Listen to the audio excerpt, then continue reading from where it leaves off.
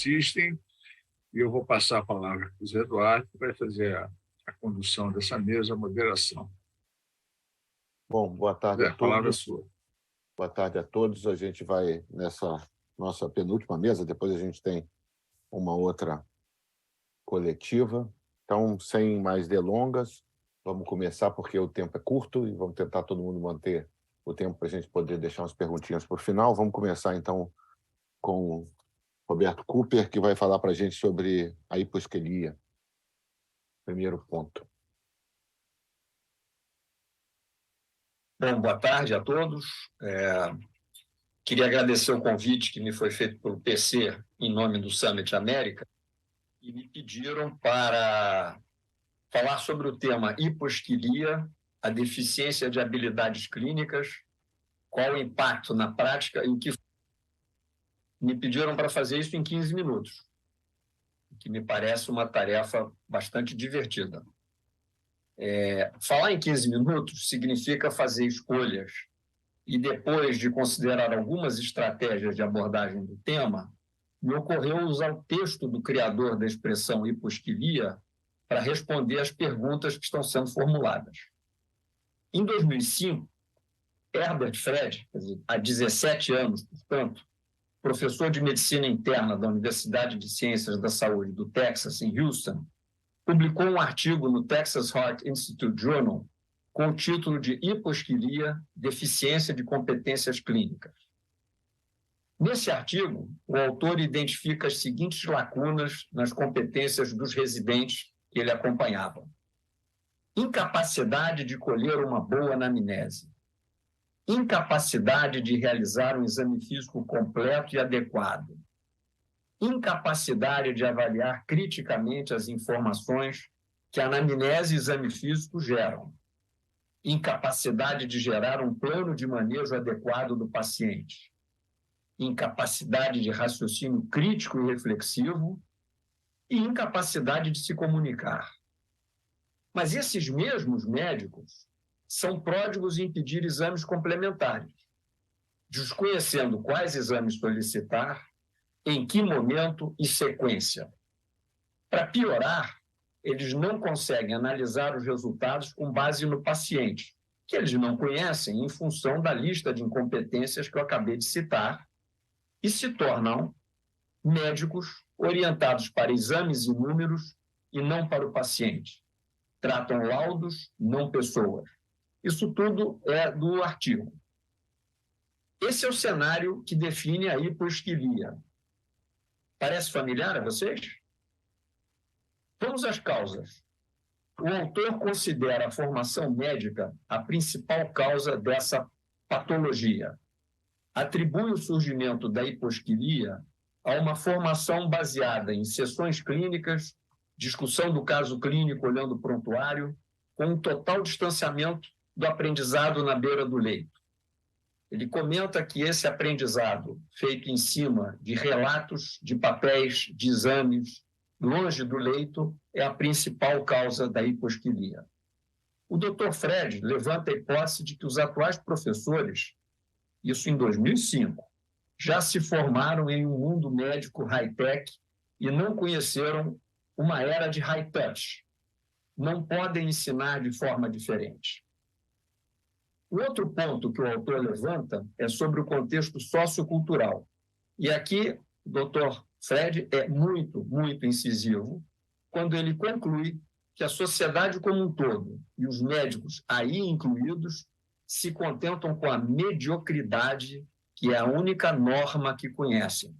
Estamos falando de um artigo americano, escrito em 2005, onde a mediocridade seria a norma conhecida. Qual seria, então, o impacto da hiposquilia na prática médica? O primeiro grande impacto é a ausência de vínculo entre as pessoas envolvidas, médicos, pacientes, familiares e equipes. Redução da sensibilidade clínica do médico, levando a menor precisão diagnóstica. Abuso na solicitação de exames complementares. E aí é curioso notar que não existem mais laboratórios de análises clínicas. O que existe são centros de medicina diagnóstica. para onde os pacientes se dirigem depois de passar pelo despachante, que providencia os pedidos de exames.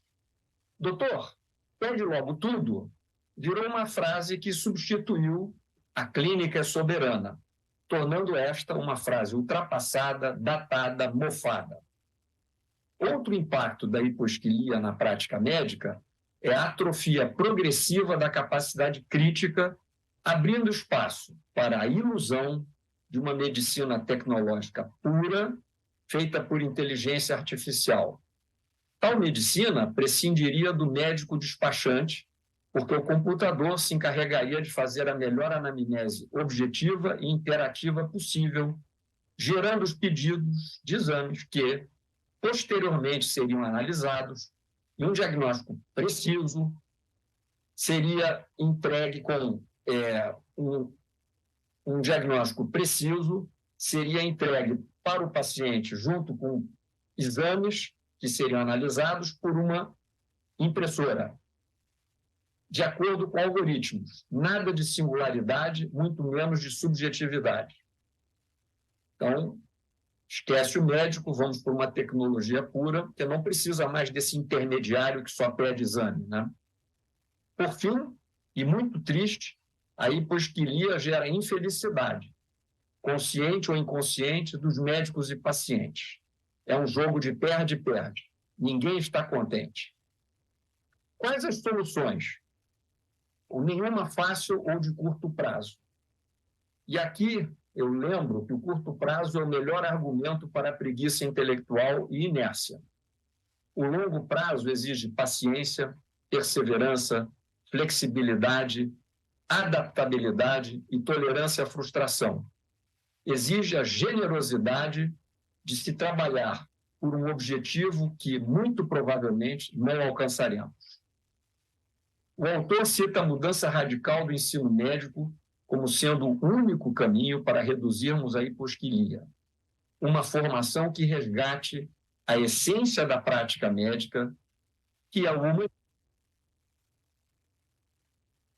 No Brasil, só para a gente lembrar, e a gente talvez nem se dê conta disso, temos 355 faculdades de medicina, oferecendo 35 mil vagas. 355 faculdades de medicina oferecendo 35 mil vagas. Quantas destas escolas ainda se baseiam em um currículo essencialmente biomédico e quantas efetivamente buscam oferecer à sociedade um médico com formação generalista, humanista, crítica e reflexiva, que seja capacitado a atuar, pautado em princípios éticos, no processo de saúde e doença em seus diferentes níveis de atenção, com ações de promoção, recuperação e reabilitação à saúde, na perspectiva da integralidade da assistência, com senso de responsabilidade social e compromisso com a cidadania, como promotor da saúde integral do ser humano.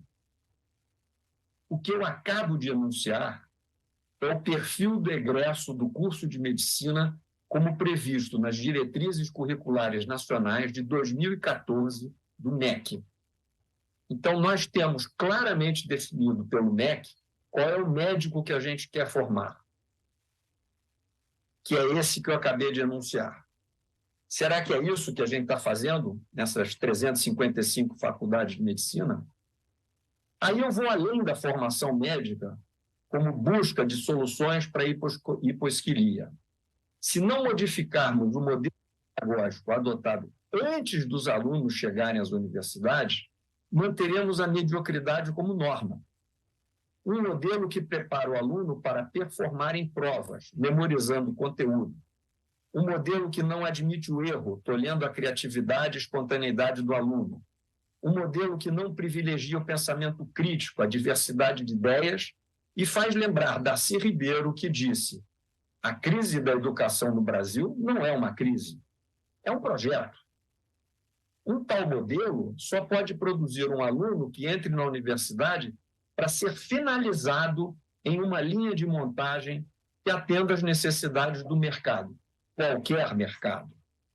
Um mercado que, na saúde, nas palavras agora do autor do artigo Hiposquilia, Dr. Fred, precisa de médicos que atendam o maior número de pacientes no menor número de minutos pela menor remuneração possível. Nesse sentido, a hiposquilia não seria uma deficiência, mas uma competência desejada por tal mercado. Precisamos de um egresso do curso de medicina com o perfil descrito nas diretrizes curriculares nacionais, mas formamos um rebanho acrítico que, em uma visão rodriguiana, vagueia pelos diferentes serviços de saúde, com a barba elástica e bovina da mediocridade pendendo dos lábios, a pedir exames e prescrever furiosamente medicamentos. Nesse sentido, seria melhor chamarmos esse transtorno de esquizosquilia, um split entre o necessário e o real que está a serviço de um mercado. E eu insisto que essa palavra mercado, neste contexto, é quem contrata. Pode ser público ou privado, liberal ou socialista. Essa entidade, mercado, precisa de profissionais formados pela pedagogia da lobotomia. Só diagnosticamos uma doença quando pensamos nela. Só pensamos nela quando já aprendemos a respeito ou pelo menos ouvimos falar dela. Hiposquilia é uma doença grave, silenciosa, cujas manifestações visíveis muitas vezes só vão ocorrer quando já for tarde demais. Hiposquilia mata. Mata o paciente, mas mata o médico e a medicina como uma atividade humana compassível. Mata o que temos de melhor, que é o pensar e criar. Por isso, sugiro a criação do Novembro Verde, mês da conscientização da hiposquilia.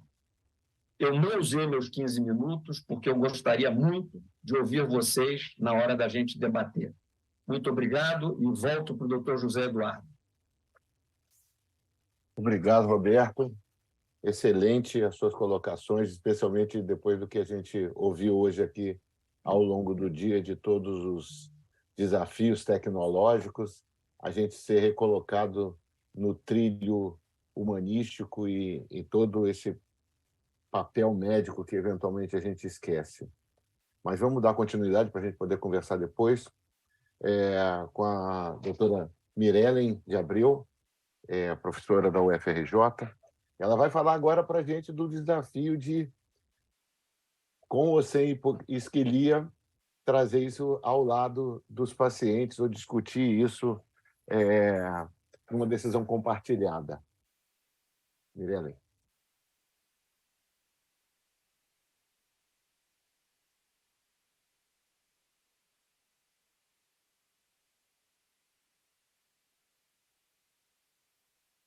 Não, o seu microfone não está aberto. A tela está compartilhada parcialmente, mas o microfone não está aberto. Agora está ótimo. E agora? Agora está ok. Estão me ouvindo? Podemos começar. Sim, tá sim. Bom, boa tarde mais uma vez, muito obrigada a todos, muito obrigada aos organizadores do evento pelo convite. O tema que me foi proposto foi Educação para o Engajamento do Paciente, Decisão Compartilhada. Qual a importância disso? Então, eu trago aqui uma mini referência daquilo que eu faço e por que eu estou aqui com esse convite. Eu sou médica formada pela Universidade Federal Fluminense, reumatologista pela UERJ, sou mestre e doutora pela Unifesp e pós-doutorado pela Universidade de Harvard, onde venho desenvolvendo desde esse período de mestrado e desde então eu venho trabalhado com a temática da decisão compartilhada e a participação do paciente no processo decisório. Atualmente eu sou professora de reumatologia da UFRJ, e também sou membro do Comitê Executivo da Divisão de Pesquisa do Hospital Universitário Clementino Fraga Filho. Eu não tenho qualquer conflito de interesse para essa apresentação e, então, vamos ao tema, né? Educação para o engajamento do paciente, decisão compartilhada. E, para isso, eu gostaria de definir, né, o que é engajamento. Eu fui ao dicionário A definição do Dicionário Livre diz que engajamento é o ato ou efeito de participar de forma colaborativa e comprometida com alguma coisa ou alguma ideia. Também engajar é incluir pactos, é comprometimento. Então, aqui já começamos a introduzir o nosso tema, né? Comprometimento do paciente. Pactos estabelecidos com o paciente, e aí, então, para que se execute a decisão compartilhada. O que é decisão compartilhada? É um tema que está relativamente na moda, vamos dizer assim, mas a decisão compartilhada é uma evolução da relação médico-paciente, é uma evolução tanto do processo de relacionamento paternalista, onde a assimetria de informação e de decisão caracteriza essa relação. O médico, por ser um melhor conhecedor, ele quem toma todas as decisões, seja considerando que é de fato algo bom para o paciente ou não, mas o paciente não participa de qualquer processo decisório. Do outro extremo, nós temos as escolhas informadas, onde o médico transmite alternativas como um menu e o paciente escolhe, mas não há uma interação, uma negociação, uma relação muito baseada em proteção de processos, judicialização e sem qualquer interação desse processo. E a decisão compartilhada envolve comunicação, envolve relacionamento médico-paciente. A decisão compartilhada envolve também outros elementos, diferentes atores do processo decisório, mas para a nossa temática eu vou me concentrar na relação do médico e do paciente. E nessa evolução, como a estratégia, como a educação se estabelece para esse engajamento, para a execução da decisão compartilhada. A educação, ela é uma estratégia, como o nosso colega Dr. Roberto Cooper salientou na sua fala, em que ele faz alusão ao Darcy Ribeiro, que diz que a educação é um projeto. A crise da educação é um projeto, mas também a transformação também pode ser um projeto, né? Nós podemos aprender com Darcy Ribeiro e trazer essa estratégia para o engajamento, para o conhecimento. Mas educar a quem para a decisão compartilhada e para quem nessa perspectiva da decisão compartilhada? Nós temos que olhar, então, os atores do sistema de saúde, o paciente, o médico, o sistema de saúde. E quando nós vemos aqui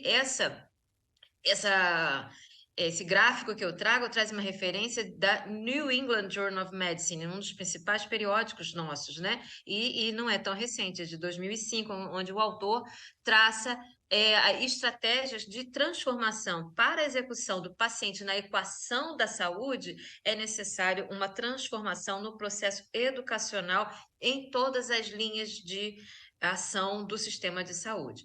Na relação médico-paciente, a educação deve ser voltada para habilidades de comunicação do médico para o paciente em uma linguagem que ele compreenda, e é importante chamar a atenção que o engajar e decidir compartilhadamente com o paciente não necessariamente inclui conteúdos técnicos densos para o paciente, mas sim conteúdos daquilo que ele requeira, daquilo que ele precise, daquilo que importa para as suas tomadas de decisão. Muitas das vezes essa comunicação vai envolver estratégias e disponibilidades de riscos e benefícios de cada etapa do processo decisório.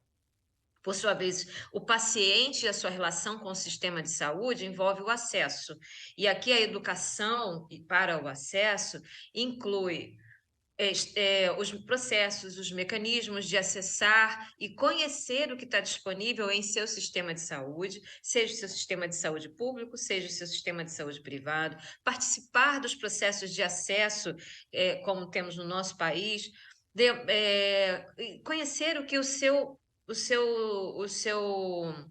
seguro, o seu sistema que ele dispõe oferece, o que pode ser feito para que melhore alternativas de ofertas de tratamento, de diagnóstico e assim por diante.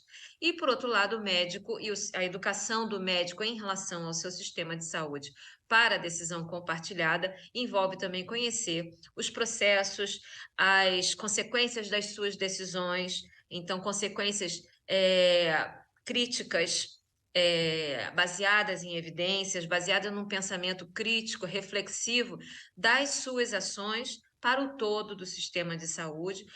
Isso não exclui identificar aquilo que é melhor para o seu paciente, mas entender que o seu paciente é parte de um ecossistema e ele também é parte desse ecossistema. Então, um pensamento crítico acerca dos desdobramentos das suas decisões é parte de uma educação para a decisão compartilhada.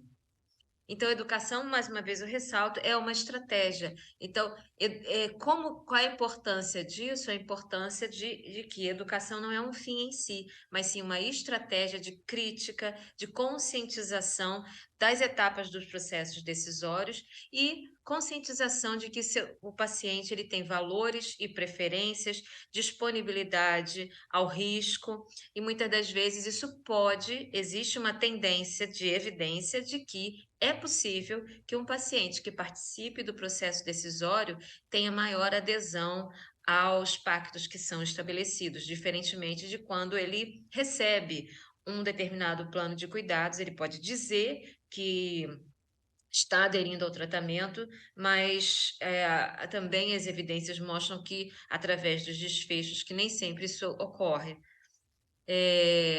A decisão compartilhada vem crescendo, é um movimento internacional que nasceu final da década de 90, hoje conta com uma sociedade internacional de decisão compartilhada e uma rede de colaboração internacional que contém fóruns, documentos, deliberações, tanto deliberações do ponto de vista acadêmico, bioético e operacional também.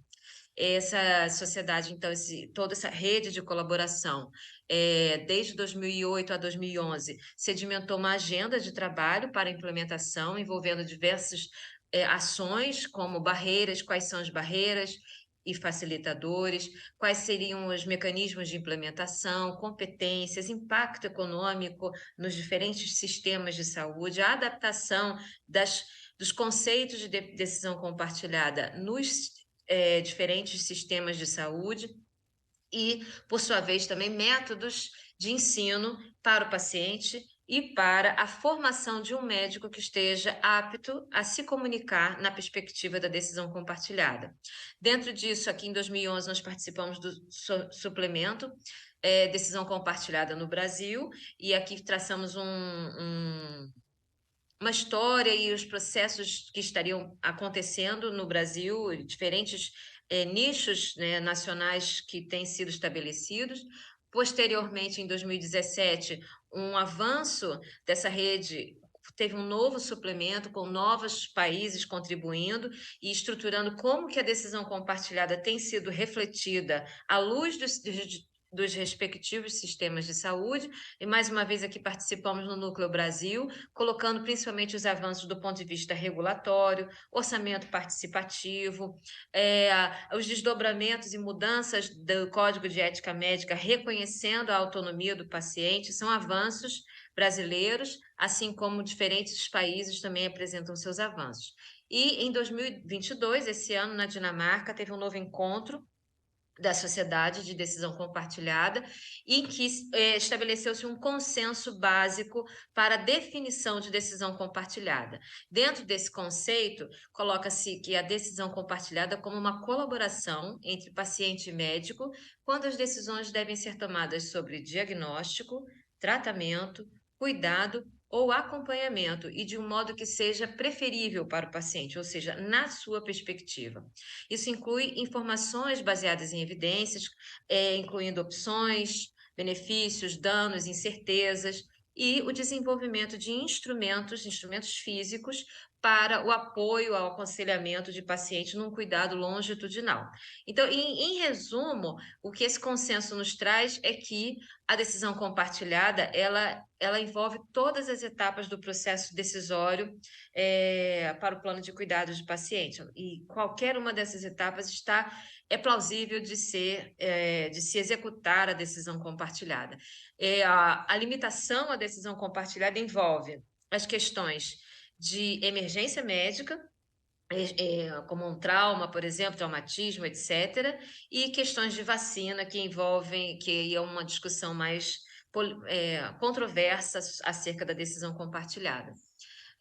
Tirando esses dois aspectos, não tem qualquer outro aspecto da decisão, do processo de decisão que não seja plausível a execução da decisão compartilhada. E aqui, nesse ano, então, de 2022, nós tivemos um conjunto de ações e apresentamos também ações concretas no âmbito do ensino e na reforma curricular, o que nós temos desenvolvido no âmbito institucional, e aí diferentes atores da minha instituição participaram, assim como contribuições da Associação Brasileira de Ensino Médico, que deu o seu olhar crítico para esse documento, que foi publicado em conjunto com o capítulo, o suplemento da International Society for Shared Decision Making. Então, aqui colocamos que as ações da medicina narrativa como um elemento, uma estratégia para o pensamento crítico, a escuta atenta, laboratórios de comunicação, bem como o desenvolvimento de instrumentos de apoio à decisão ao paciente, para que ele possa refletir sobre as questões que estão diante das decisões e os potenciais desdobramentos, para que ele possa incitar seus valores, suas preferências, sua disponibilidade ao risco e participar da decisão, então. Portanto, educação para o engajamento do paciente em decisão compartilhada, qual a importância disso? E como educadora, eu trago aqui a resposta à pergunta, devolvendo outra pergunta. Então, eu trago um texto do filósofo George Canguilhem, que é bastante conhecedor da educação médica, do ensino médico, e nesse livro, Writings on Medicine, ele tem esse capítulo que trata da pedagogia do processo de cuidado e de cicatrização. Eu trouxe um trecho desse capítulo, em que ele pergunta qual é o valor do adoecimento em relação ao processo de cicatrização e cuidado, e qual a sua implicação na relação médico-paciente. Tendo em vista que as doenças crônicas não curáveis, a pauta principal é a qualidade de vida e a adaptação e a vida, melhoria das condições de vida, do estado de saúde, e não necessariamente a cura. E essa é a realidade. E, por outro lado, a expectativa do paciente de procurar o médico em busca de cura, como que se estabelece esse processo de relação médico-paciente, em que, por princípio, a expectativa do paciente já vai ser frustrada em não ter cura, e sim de ter uma melhoria de sua qualidade de vida. E, então, ele traz essa interrogação de que esclarecer ao médico e ao paciente da impossibilidade de cura, mas sim de cuidado, é necessário também despir de uma divindade de resolução total, mas e sim de diminuir a assimetria nas relações e trazer uma habilidade de identificar com escuta atenta quais são as necessidades reais, quais são as necessidades referidas e as necessidades percebidas do paciente, que vão muito além da dor que ele vai nos sentar adiante do nosso consultório, e essa dor tem implicações muito mais amplas, e são a essas que devemos tentar aprender a acessar para trazer o paciente para um cuidado pactuado, engajado e compartilhado. Então, muito obrigada, espero ter atendido a pergunta que me foi feita, e também fico à espera dos próximos comentários com os colegas. Irene, obrigado por atender a pergunta tão difícil dentro do tempo. A gente vai dar continuidade aí com o meu amigo Márcio. A gente não se vê há tanto tempo só por computador, né? que vai falar para a gente. O Márcio é diretor de pesquisa e desenvolvimento da IPMED, e ele vai trazer para a gente novas perspectivas da avaliação de desfechos de governança clínica e hospitalar. E eu acho que talvez seja uma oportunidade para, no modelo de close loop com que foi colocado, trazer de volta as informações necessárias, talvez ajudar a educação dos médicos e ajudar a educação dos pacientes com informação que talvez esteja faltando para a gente. Márcio, com você. Boa tarde, Zé. Boa tarde, PC. Um prazer enorme estar aqui com vocês nessa mesa tão interessante, participar desse evento mais uma vez.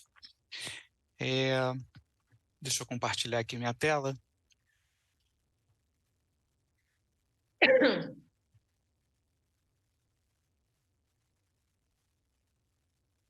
Está aparecendo aí? Está aparecendo, mas as duas, né? Não está ela inteira na tela. Não está ela inteira? Não. Ih, peraí. Deixa eu trazer isso para cá. Inicialmente ela ficou inteira, depois saiu. Deixa eu apresentar aqui de novo.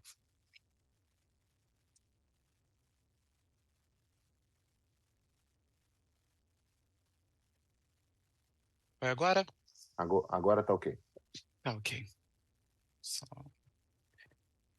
Bem, me foi pedido, né, para falar sobre, então, quais são as novas perspectivas para avaliação de desfechos na governança clínica e hospitalar. Esses são meus conflitos de interesse, né? Eu sou sócio fundador e diretor da IPMED, e algumas coisas que eu vou apresentar têm relação com o nosso trabalho. E eu também recebo fomento, né, do CNPq e da FAPERJ. Os estudos que a gente faz têm, então, esse fomento. Bem, a governança clínica, ela é um tema que está na moda, né?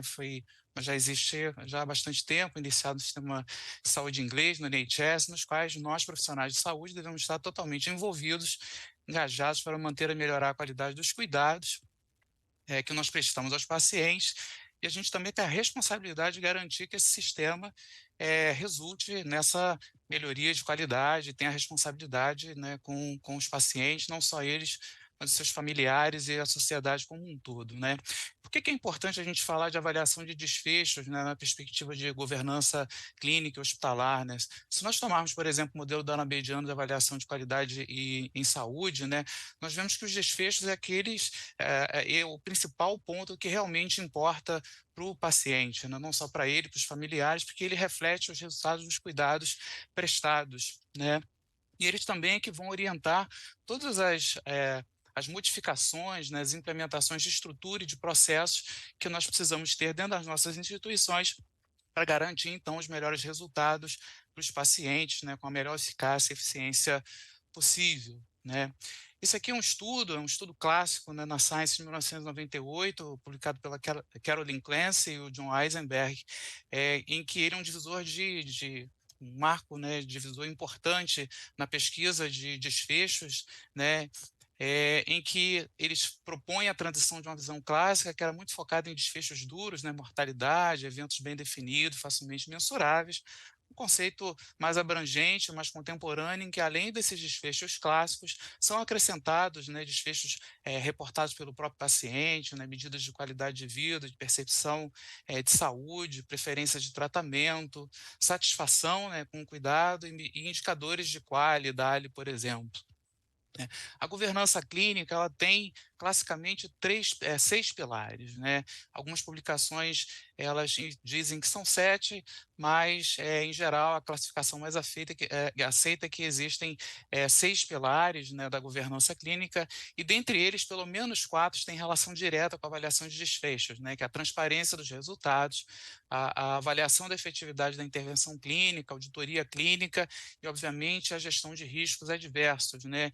E a avaliação dos desfechos ela é essencial, né, para os principais entregáveis no modelo de governança clínica, que envolve a aprendizagem, né, o compartilhamento do conhecimento produzido, né, a melhoria da qualidade do cuidado assistencial e também, né, a busca na excelência nos desfechos, né? E quais são as novas perspectivas na avaliação dos desfechos? Bem, na minha perspectiva, né, nós estamos vivendo um momento que ele é transformador na avaliação dos desfechos, né? Essa era que a gente está vivendo, que é a era do Big Data, e que se utiliza, né, de métodos novos de análise, né, que são os métodos que envolvem machine learning, deep learning e dos processamentos de linguagem natural. Né? Esse aqui é uma figura que foi retirada desse artigo, que foi publicada numa das revistas da Nature, há cerca de 5 ou 6 anos, por esse autor, Rumsfeld, em que ele coloca justamente isso, né, que hoje, né, nós temos à disposição, além dos métodos estatísticos tradicionais, quando a gente conjuga isso, né, com métodos de data mining, machine learning, deep learning, NLP, nós temos hoje em conjunto, né, diversas fontes de dados, né, cada vez mais robustas, né, e mais presentes no nosso dia a dia, com informações de bases administrativas, de registros, de prontuários eletrônicos, dados reportados pelos pacientes, entre outros, e a partir disso nós podemos ter uma série de aplicações em diferentes setores do setor saúde, especificamente ligados à avaliação dos desfechos. Nós temos, por exemplo, aqueles que são voltados para a predição do risco, né, da utilização de recursos, para a classificação e perfilização dos pacientes em termos de heterogeneidade de doença e de tratamento, e principalmente para avaliação, né, da qualidade do cuidado e medidas de performance e eficiência dentro do sistema de saúde. Né? Eu vou apresentar aqui agora alguns pontos dentro desses domínios de novas perspectivas e os resultados de alguns estudos e modelos implementados na prática clínica. Né? Os primeiros deles envolvem esses algoritmos novos, né, de machine learning, deep learning e NLP, e eles têm diversas aplicações, né, de estratificação de risco, né, uma melhoria na capacidade de identificar pacientes complexos, graves ou em risco, indicadores de risco ajustados, classificação e perfilização de pacientes e avaliação de melhores modelos, né, nos domínios de estrutura e processo que possam melhorar esses desfechos. Né. Aqui nós temos alguns estudos importantes publicados nos últimos anos. Esse aqui é um estudo que foi publicado no New England há cerca de 2 anos, foi realizado em 19 hospitais da rede Kaiser Permanente, onde eles utilizaram uma estratégia chamada Advanced Alert Monitor, que envolvia a constituição de times de resposta rápida, o treinamento e implementação de processos para diferentes equipes e setores do hospital, instrumentado por um alerta automatizado que se valia de informações do prontuário eletrônico, de dados laboratoriais e fisiológicos. Né? Foi um modelo de estudo do pré e pós, né? Os hospitais tiveram uma implementação progressiva desse projeto, e o que pôde-se observar no período pós-implementação é que essa estratégia, né, instrumentada por esse algoritmo, resultava em melhores desfechos, como redução da internação na UTI, menor mortalidade, maior probabilidade dos pacientes terem alta, entre outros. Esse é um outro estudo, né, já uma outra aplicação, né, um estudo publicado recentemente na Intensive Care Medicine, de um grupo australiano, o Ari Serpaneto, que é um brasileiro, ele participou desse estudo, onde foram avaliados mais de 2.300 pacientes, e esse estudo avaliou, então, a comparação entre a identificação, né, do delírio, que é uma condição frequente em pacientes críticos, que em um estado confusional agudo, que está relacionado com piores desfechos e uma série de outras complicações, comparando então o método tradicional, né, utilizando o Q mais CU, junto com um modelo que utilizava o método de processamento de linguagem natural a partir de notas nos prontuários eletrônicos de todos os profissionais de saúde envolvidos nos cuidados dos pacientes. O que esses autores puderam observar é que, utilizando a matriz 2x2, né, o CAM positivo ou negativo, o NLP positivo ou negativo, é que, obviamente, quando a gente utiliza, por exemplo, o uso de antipsicóticos como marcador de identificação de delírio, quando você tinha os dois elementos positivos, onde havia maior prescrição de antipsicóticos, mas quando a gente tinha uma população que, mesmo com o CAM positivo, que é o método habitualmente utilizado, mas que o método de NLP detectava, que eles então tinham um uso maior de antipsicóticos do que comparado com CAM positivo e NLP negativo. E esses pacientes que tinham NLP positivo com CAM negativo, eles tinham praticamente a mesma chance para óbito que os pacientes que tinham, então, esses dois métodos positivos. né? Uma outra aplicação importante são os usos de indicadores de risco ajustados. Nós estamos vivendo uma era, né, em que novos modelos que utilizam modelos de machine learning e deep learning, eles estão começando a ser publicados na literatura e implementados na prática clínicas, e que, por exemplo, na UTI, onde desde da década de 80, né, esses indicadores são utilizados para avaliar eficácia clínica, né, eficácia operacional, eficiência clínica, eles vão se valer e vai haver um refinamento nessa capacidade interpretativa desses indicadores, e outros setores também já começam a se beneficiar, como, por exemplo, métodos que utilizam taxas de infecção padronizadas, né, o CDC tem capitaneado isso, principalmente para permitir a comparação entre UTIs em função, entre instituições de saúde, das principais infecções relacionadas à assistência à saúde. Uma outra aplicação é a identificação de perfis de pacientes. Então, esse estudo também é interessante, publicado há 2 anos no JAMA Open, também de novo por um grupo da Kaiser Permanente, com mais de 100 mil pacientes, em que os desfechos principais foram a utilização de serviços de saúde e mortalidade em 1 ano. Eles utilizaram, então, métodos de análise de classe latente ou de clusterização por técnicas de K-means para identificar perfis de pacientes complexos. E eles identificaram 7 perfis. Em que eles denominaram de alta acuidade, idosos com doença cardiovascular, idoso frágil, pacientes com dor crônica, com câncer ativo, com doenças psiquiátricas e também aqueles que tinham menor engajamento no tratamento. Eles se valeram, né, de informações do prontuário, de prescrições, de exames laboratoriais, de características clínicas, e aqui nós podemos ver como que cada perfil de paciente difere em relação a essas características. E esse estudo, né, de uma forma bem interessante, a partir da perfilização desses pacientes, eles são capazes de sugerir, né, estratégias de manejo individualizadas para cada grupo, para que então isso resulte numa melhoria do cuidado e da prática assistencial. Uma outra aplicação foi vista aqui num estudo do nosso grupo, né, em que a gente passa a observar num nível acima, né, no caso a UTI, 93 UTIs brasileiras e uruguaias, né, com mais de 130 mil pacientes. Nós utilizamos métodos de clusterização para identificar UTIs que se diferenciavam em função de padrões de staffing. E nós identificamos 3 clusters, né, em que diferenciados pelo grau de autonomia do farmacêutico, presença de um farmacêutico dedicado e do intensivista titulado 24/7. O cluster 1 tinha um menor nível de autonomia, sem esses profissionais. O cluster 2, em laranja, tinha um nível um pouco maior de autonomia com a presença do farmacêutico. E o cluster 3, em azul, é o que tinha o maior nível de autonomia com o intensivista e o farmacêutico.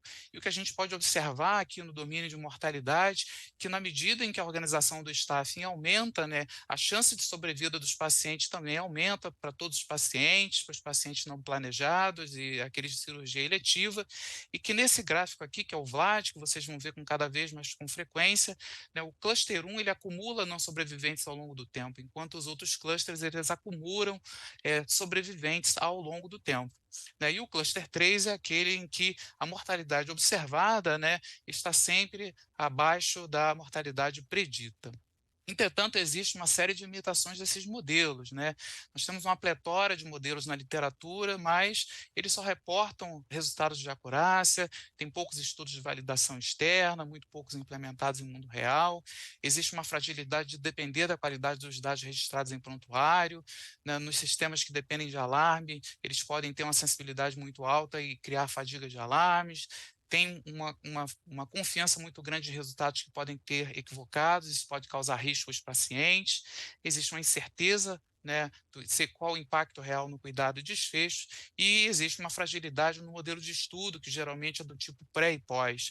Por exemplo, nessa revisão sistemática publicada nesse ano, né, avaliando os sistemas de deterioração clínica, os estudos pré e pós são aqueles onde você observa resultados de benefício em termos de redução da mortalidade e de duração de internação hospitalar, mas quando nós vamos para os ensaios clínicos, esses estudos não demonstram qualquer tipo de benefício.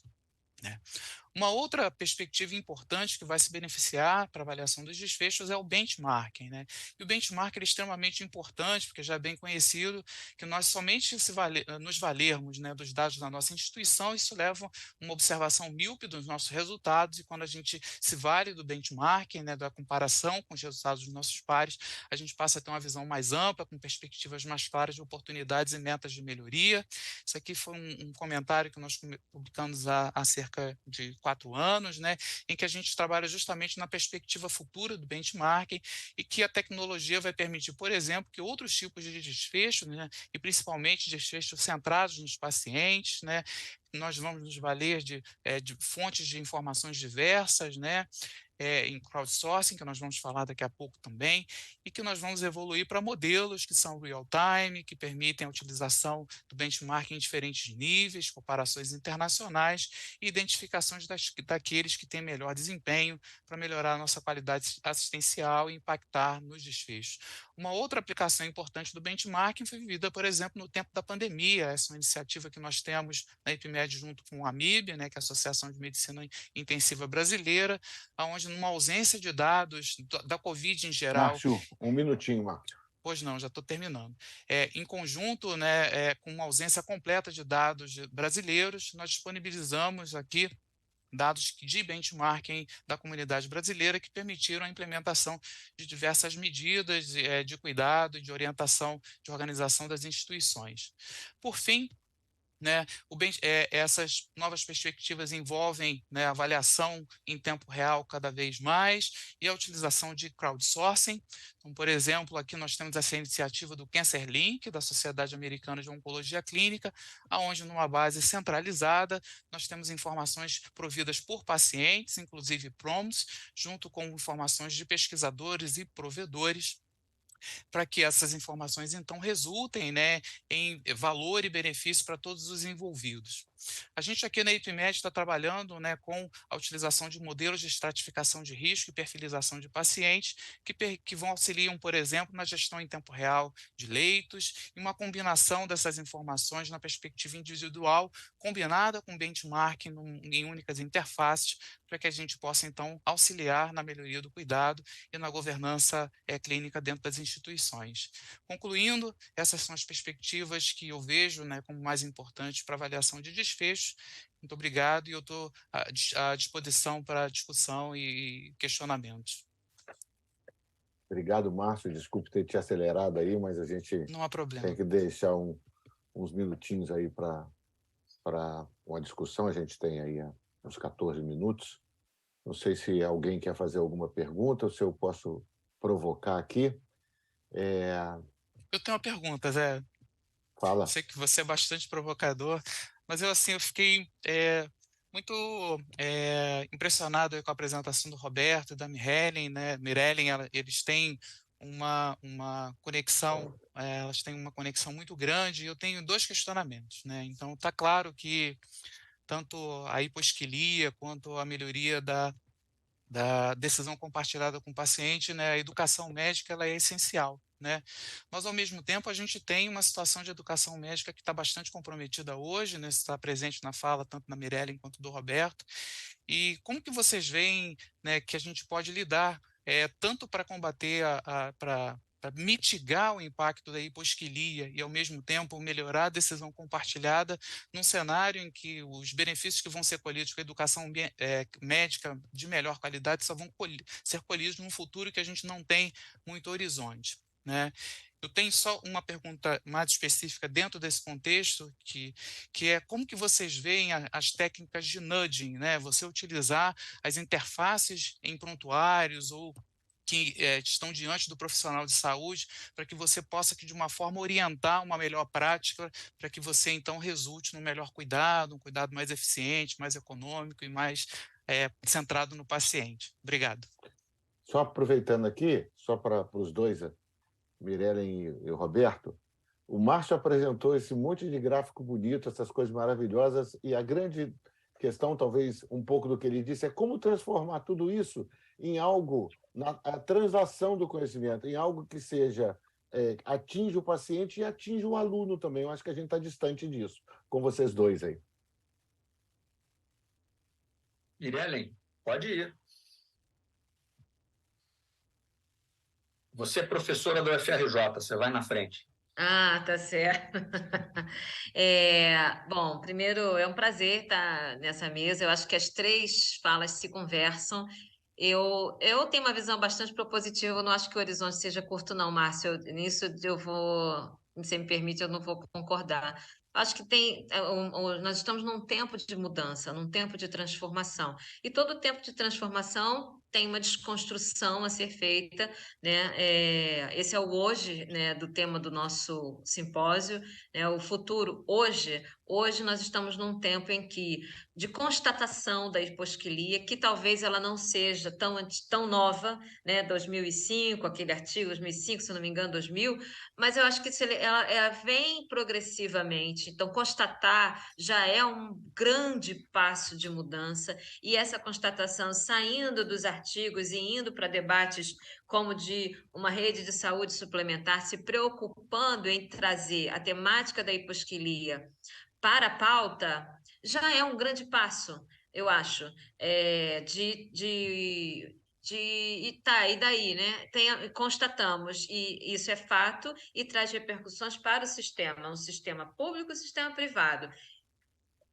Agora nós já temos um dever de casa, já estamos com algo documentado e constatado, então é um tempo de transformação. Depois a gente fala que existe a necessidade e um movimento internacional de trazer o paciente para o processo do cuidado, trazer o paciente para essa equação na conscientização dele como parte do sistema e o médico também como parte do sistema, e essa comunicação e habilidades de comunicação. Uma coisa que eu não apresentei, eu falei muito en passant, acerca dos apoios de decisão. Os instrumentos de apoio de decisão compartilhada são instrumentos que procuram traduzir de uma forma, numa linguagem própria para o público leigo, os números. Né? Então, onde que o Márcio conversa com a gente? Trazendo, eu também tenho o laboratório Mapear, onde eu desenvolvo pesquisas e desfechos, incluindo Big Data, esse é outro capítulo, mas o que a gente tem feito nessa conversa de trazer, de desenvolver instrumentos de apoio e decisão compartilhada com base em dados próprios do paciente, de seus prontuários, ou de Big Data, como, por exemplo, do Sistema de Informação em Saúde, do DataSUS, ou a gente ainda tem outros caminhos, existem trabalhos desenvolvendo, trazendo dados do sistema, dados administrativos, de registros, para o desenvolvimento de materiais educativos do paciente.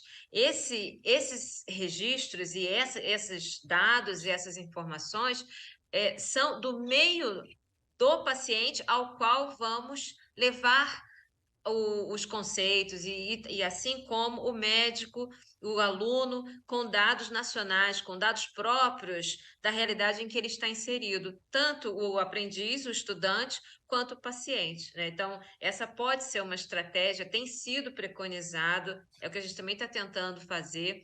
Talvez, então, registros, instrumentos de apoio de decisão com base em materiais de registros, materiais próprios, pode ser uma alternativa de incluir a realidade, incluir o meio e a comunicação baseada nessas estratégias. Né? Não sei se eu te respondi, Márcio, é que está tudo bastante incipiente nessa etapa de apoio de decisão com base em desfechos centrados no paciente, centrados em registros nacionais, é algo bastante incipiente, mas é uma estratégia, né? É uma forma mas isso está bastante, assim, caminhando num âmbito de implementação ao nível de pilotos, de estudos pilotos. Que eu tenho conhecimento amplamente na prática, eu acho que ainda não tem, né? Acho que a gente ainda tem bastante elementos,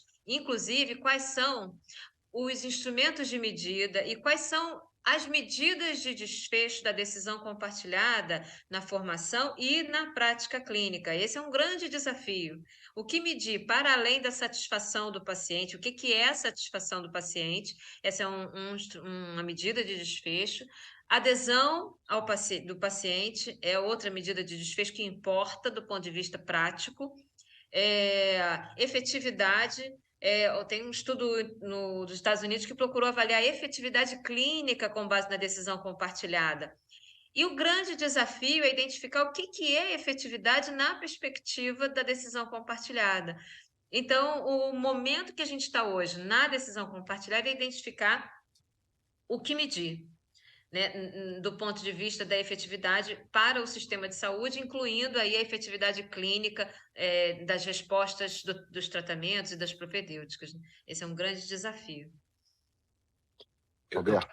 Eu queria fazer 10 segundos de resposta e uma pergunta para você, Márcio. 10 segundos de resposta, não sei, não tem resposta. Acho apenas que se nós conseguimos escrever diretrizes curriculares nacionais como as que estão escritas em 2014, isso significa um avanço, comparando com o que já foi escrito antes. Então, é um processo interminável de buscar atingir objetivos de educação médica diferente do modelo biomédico, trazendo um modelo biopsicossocial para dentro da escola de uma maneira efetiva. A minha pergunta para você, Márcio, que o tempo está curto, eu não queria deixar de fazer essa provocação. Não, a gente vai ter mais uns minutinhos, a gente vai até 17h31, então a gente tem... Tá, a gente tem 6 minutos. 6 minutos. Então, tempo Márcio, zero. responder em 6 minutos vai ser difícil, mas vamos lá. Mas vamos lá, Márcio. Quando você faz essa apresentação, eu vou dizer para você que eu tenho temor que você provavelmente convive com essa possibilidade, que é para quem a gente vai ter essas avaliações todas. O meu temor é que essas avaliações sirvam ao vetor mais forte do sistema, seja público ou privado, na medida que me fez lembrar assim, uma frase imbecil de todo médico que já começou medicina em emergência, que diz: no meu plantão não morre ninguém. Você deixa a pessoa no tubo, mas vai morrer no plantão seguinte. Então, eu vou pegar esses dados que você vai me oferecer e vou tirar da minha instituição, vou tirar do meu plano, vou tirar da minha área de atendimento, porque vai macular um resultado que, em última análise, traz recursos, ou traz prestígio, ou traz status. E como brincadeira, porque eu sou fã do Milor Fernandes, eu fico muito nervoso quando alguém mostra um slide que tem um gráfico que diz Excess Survival, como se Excess Survival pudesse, assim, sobrevive gente demais, né? Isso é só uma provocação. O mais importante é você dizer para a gente um aspecto talvez ético e moral do uso dos dados. Essa pergunta tem diferentes perspectivas, né? Pelo que eu entendi, existe uma preocupação de que possa haver algum tipo de mau uso da informação, quer seja da informação que entra, quanto que a informação que é utilizada, né? Se a gente olha para a governança clínica especificamente, né, um dos pilares envolve a transparência dos resultados, né? E o outro pilar envolve a auditoria clínica, né? Então, num sistema como, obviamente que mesmo em sistemas de saúde mais maduros, né, vamos pegar, por exemplo, o sistema americano, que as informações são compartilhadas, existe uma corrente solidária não estou dizendo que é um sistema mais eficiente ou menos eficiente, mas é um sistema mais maduro com o uso da informação e desses indicadores pelos diferentes stakeholders, né? Esse sistema, obviamente, ele se move em direção onde há o incentivo ou a penalidade, né? Então, e você só vai conseguir melhorá-lo, né, a partir do momento em que você reforça a transparência de resultados, que você melhora a qualidade da auditoria desse dado e que você, né, discute entre as partes, e aí eu acho que é a questão mais difícil, aonde você coloca, né, as vertentes de incentivo do sistema, né? Então, o exemplo clássico foi quando, né, tiveram todas as medidas voltadas, né, à sepsis, à infecção grave, né, que é frequente nos hospitais, e existe uma questão de tempo da intervenção no paciente com sepsis para que melhore o desfecho desse paciente, né?